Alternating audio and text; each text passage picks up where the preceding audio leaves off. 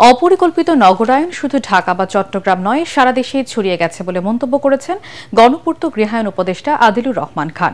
বিশ্ব বসতি দিবস উপলক্ষে তিনি একথা বলেন। ভূমির সঠিক ব্যবহার, সাশ্রয়ী আবাসন, পরিকল্পিত উন্নয়নের মাধ্যমে সকলের জন্য আবাসন নিশ্চিত করা যেতে পারে বলে জানান আদিলুর রহমান খান। অনুষ্ঠানে পরিবেশ উপদেষ্টা সৈয়দা রিজওয়ানা হাসান বলেন, বস্তিবাসীকে পুনর্বাসনের পরিকল্পনা করার চেয়ে স্থানীয়ভাবে জেলা পর্যায়ে তাদের সমস্যার সমাধান করার তাগিদ দেন তিনি।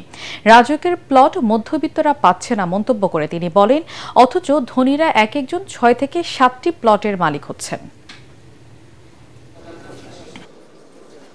আমি হয়তো রাজুক থেকে একটা প্লটই পেলাম, হয়তো আমার পরিবারও একটা প্লটই পেল, কিন্তু আমি বিত্তশালী হওয়ার কারণে আমি আরো অনেক কয়টা প্লট কিনতে পারছি।